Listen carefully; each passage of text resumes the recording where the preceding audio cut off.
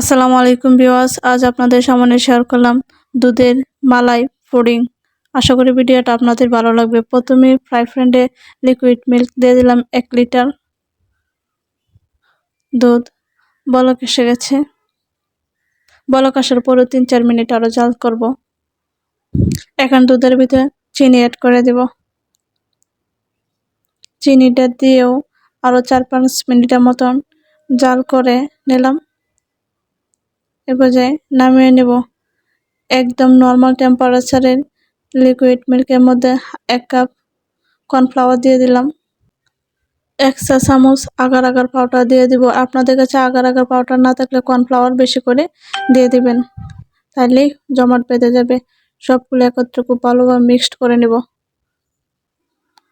দুধের ভিতরে অল্প অল্প করে ডালবো আর অনবরত নাড়বে। চুলার আঁচ অবশ্যই লো হিটে রাখতে হবে, তখন নাহলে জমাট বেঁধে যাবে। অল্প অল্প করতে হবে, দিতে হবে আর নাড়তে হবে। চুলার আঁচ লো হিটে রাখতে হবে। চুলার আঁচ লো হিটে রাখতে হবে, নইলে নিচে লেগে যাবে। ঘনত্ব হয়ে যাচ্ছে, ঘনত্বটা এরকম হবে। এই পর্যায়ে নামিয়ে নিলাম। দিয়ে দিলাম ভ্যানিলা এসেন্স। আপনাদের হাতের কাছে থাকলে দিবেন, না থাকলে না দিবেন। ভ্যানিলা এসেন্সটা দিলে খুব ভালো একটা ফ্লেভার আসে, না থাকলে স্কিপ করতে পারেন। সব কিছু একত্রে ভালোভাবে মিক্সড করে গরম অবস্থা দুধটাই একটা মোল্ডে ঢেলে নিতে হবে, নইলে পাত্রে সেট হয়ে যাবে।